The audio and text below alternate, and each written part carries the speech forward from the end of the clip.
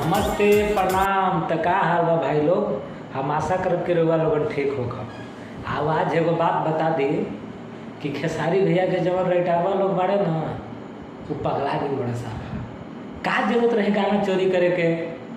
समर सिंह 1 महीना पहले गा चुकर रहे।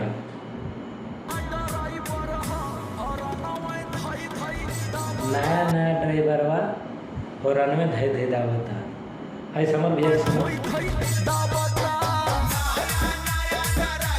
गा चुका रहा 1 महीना पहले।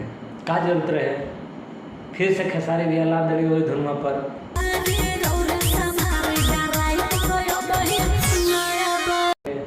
ड्राइवरवा अभी नया बा।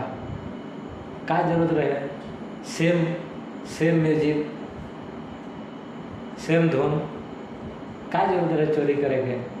अखिलेश भैया थोड़ा सुधार दे। रउरा चैनलवा पर बाटे ना अखिलेश भैया इसीलिए वीडियो ना आवेला।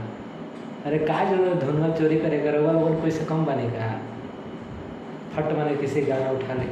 तब तक गुंजनो भैया माने वाला कहाँ बाड़े है। देखा हो एगो गा दे एगो म्यूजिक से वह सेम धुन पर। गजब के भोजपुरी बाटे। कचरा बन गया कचरा भोजपुरी। एक ही धुनवा पर सब खिचड़ी बना दो तड़े धुन के। ये कौन बात बा भाई। तो खेसारी भैया का अन्नपूर्णा फिल्म से गाना नया अभी ड्राइवर बाटे जो भी गाना बहुत अच्छा बाटे। मगर समर भैया के गाना पहले गौले रहा समर भैया पर गा दिले बाटे। अब आगे बाटे तो रउआ लोगन जाइए गाना सुनी अच्छा ही बाटे। सुने में ठीक लगा था मगर गाना थोड़ा सा चोरी बा।